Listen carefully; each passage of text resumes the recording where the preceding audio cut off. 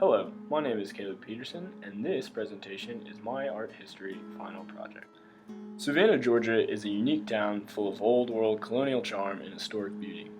Walking down any street of the historic downtown will take you back in time and make you feel you have transported to a much older time period. Featured here is St. John the Baptist Cathedral, one of the most iconic features and most popular tourist destinations in the city space of Savannah. This video project will be exploring the architectural and historical features of this beloved building. My interest in this piece began when I was a kid. At age 14, I went to Europe and was able to tour many Gothic cathedrals, and being able to tour so many remarkable buildings left quite an impression on me. I've always had an acute sense of fascination for that style of architecture ever since. My interest in Gothic-style cathedrals is definitely what drew me to this church, and I hope that by the end of this project, my interests will be something that I can share with the viewer. In the following slides, I will take you on a virtual tour of the interior and exterior of this cathedral by showing you the mix of personal and professional photographs describing the significance of each one of the features and comparing the cathedral to other historical works we have studied in art history. The facade of this church is quite impressive, at 214 feet tall.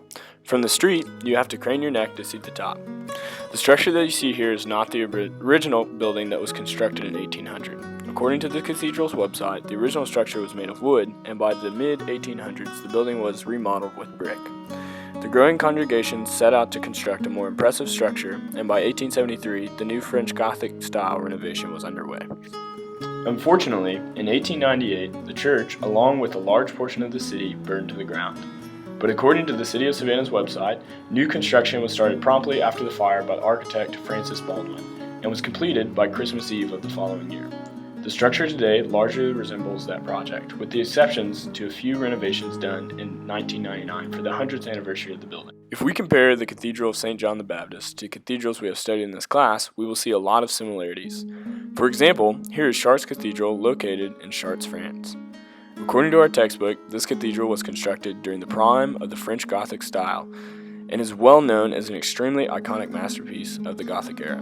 One of the most immediate similarities between the two cathedrals is the use of balance on the exterior of the structure. The features that best exemplify this are the two towers on either side of the entrance.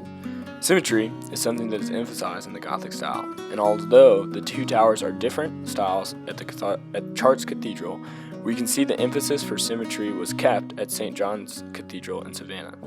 In contrast, we can notice the difference in hues of the exteriors of these buildings.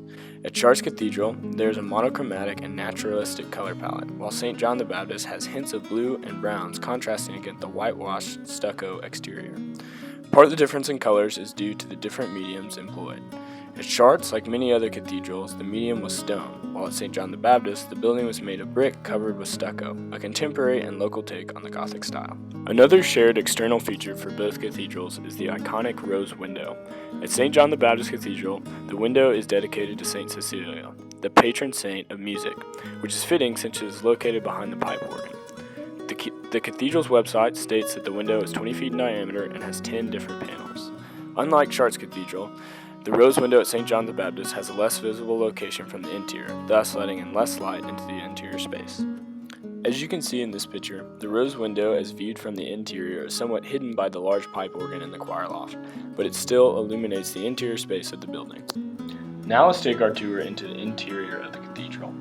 Here, I'm standing at the back of the nave of this building. Stated on the cathedral's website, the cathedral follows the traditional arch ceiling design and has a height ranging from 66 feet to 99 feet, with a total square footage of 28,000 square feet. This cathedral expertly employs the elements of space in its design. The high-reaching ceilings with the use of abundant light brings the viewer into an awareness of the presence of God.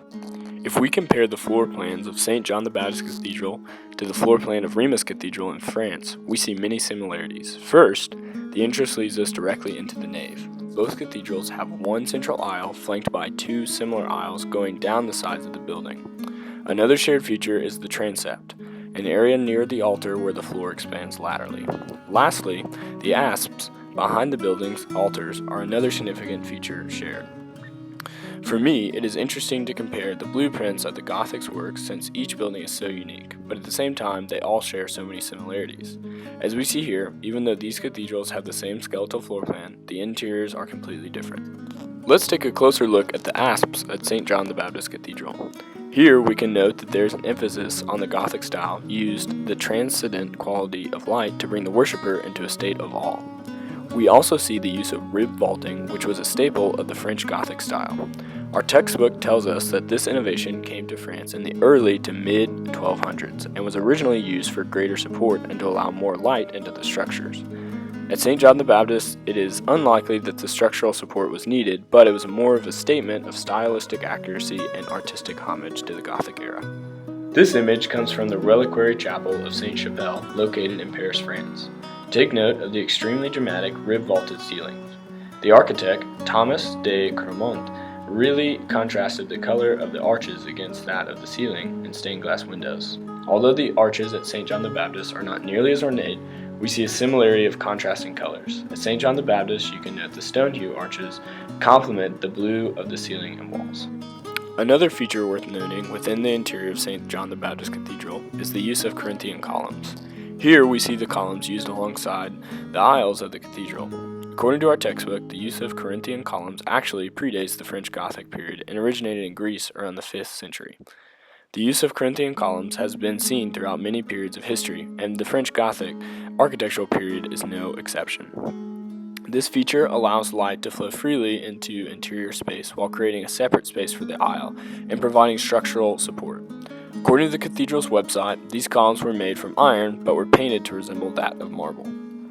The last feature I want to highlight in this video is the exquisite stained glass windows. Stated on the cathedral's website, there's a total of 81 stained glass windows in the cathedral with an average height of 24 feet. This count includes the rose window shown earlier. According to one of the artists in charge of recreating the stained glass windows, there was over 4,000 pieces of glass used to create these windows. Stained glass windows originated in the Byzantine and early Christian churches, but became a staple of the Gothic architectural style. Traditional Gothic windows used primarily red and blue glass pieces to depict biblical scenes. The windows in St. John the Baptist employ the red and blue, but also deviate from the French Gothic and implement other colors as well. The abundance of windows allow the free flow of light and uses natural lighting to illuminate the interior. This brings me to the conclusion of my video. I'd like to thank you for watching and encourage you to visit St. John the Baptist Cathedral the next time you're in Savannah, Georgia. I hope you enjoyed watching this video and have found a new appreciation for the French Gothic architecture.